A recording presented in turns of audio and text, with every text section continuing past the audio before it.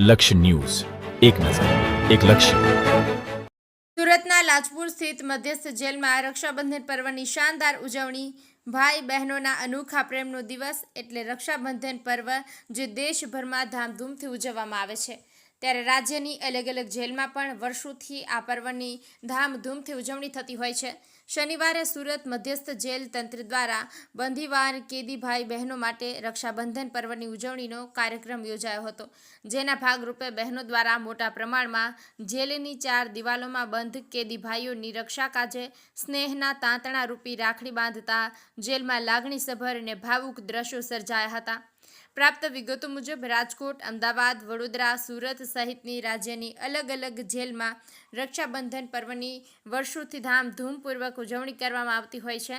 ત્યારે રાજ્ય જેલોના વડા પોલીસ મહાનિર્દેશક ડૉક્ટર KLN રાવના માર્ગદર્શન હેઠળ અને અધિક્ષક DP ભટ્ટની સૂચના મુજબ જેલમાં બંદીવાન અલગ અલગ ગુનાઓમાં સજા ભોગવતા અને કાચા કામના કેદી ભાઈ બહેનોએ રક્ષાબંધન પર્વ ઉપર રાખડી બંધાવી શકે તે માટે કાર્યક્રમ યોજવા આદેશ કર્યા હતા, જેના પગલે લાજપોર મધ્યસ્થ જેલ સુરત ખાતે શનિવારે રક્ષાબંધનના પર્વની ઉજવણી ઉત્સાહપૂર્વક શાનદાર રીતે કરવામાં આવી હતી.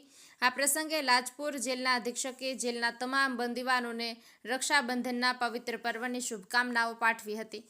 4 દિવાલો વચ્ચે કેદ જેલમાં રહેલા કેદીઓ તેમની બહેનો પાસે રૂબરૂ રાખડી બંધાવી રક્ષાબંધનનો તહેવાર મનાવી શકે તેવા હેતાર્થે લાજપોર મધ્યસ્થ જેલ ખાતે મુખ્ય ગેટમાં રક્ષાબંધન પર્વની ઉજવણીના ભાગરૂપે આ કાર્યક્રમ આયોજિત થયો હતો. વહેલી સવારથી જ બહેનો બધી ભાઈઓ માટે રાહ જોઈ રહ્યા હતા અને આ બહેનોએ જેલમાં જ સજા ભોગવતા બંદીવાન કેદી ભાઈઓને રાખડી બાંધતા બંદીઓના આંખોમાં આંસુ જોવા મળ્યા હતા.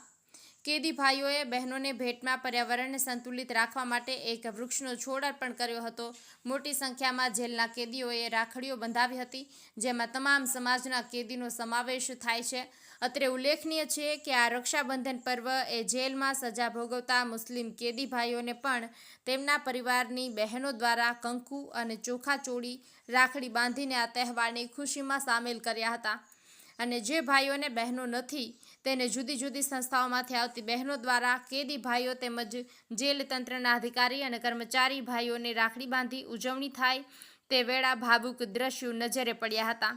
પરંપરાગત રીતે ભાઈઓને તેમની સંભવિત સંભાળની જવાબદારીનો ખ્યાલ કરાવતી નોંધપાત્ર રીતે પ્રભાવિત કરતો રક્ષાબંધન તહેવાર સંબંધિત આ કાર્યક્રમમાં જેલ ખાતે ફરજ બજાવતા અધિકારી અને કર્મચારીઓની ટીમ તેમજ સુરત શહેર પોલીસના અધિકારી કર્મચારીઓ દ્વારા જરૂરી બંદોબસ્ત ગોઠવી કાર્યક્રમને સફળ બનાવ્યો હતો.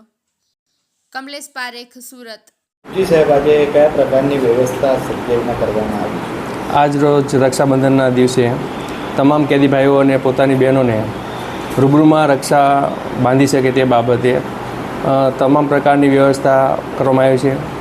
ઇવન કોઈપણ શાંતિથી આ રક્ષાબંધનનો તહેવાર પૂર્ણ થાય તે બાબતે સચિન સ્ટેશનમાંથી પણ બંદોબસ્તની વ્યવસ્થા કરવામાં આવેલી છે. એ ઉપરાંત બહેનોને અહીંયા તમામ પ્રકારની વ્યવસ્થા મળી રહી છે, જેમ કે પાણીની વ્યવસ્થા, બેસવાની વ્યવસ્થા તેમજ તેના દરેક ભાઈઓને શાંતિપૂર્ણ મળી શકે તે રીતની વ્યવસ્થા કરવામાં આવેલી છે. કેદીઓ દ્વારા છોડ આપવામાં આવ્યા છે આજના દિવસે પોતાની બહેનને, શું ઉદ્દેશ? એનો ઉદ્દેશ એવો છે કે આપણે એક વીર પસલીનો એક તહેવાર હોય છે કે જેમાં એવું હોય છે કે જે ભાઈ એક પોતાના બહેનને ગિફ્ટ આપે છે.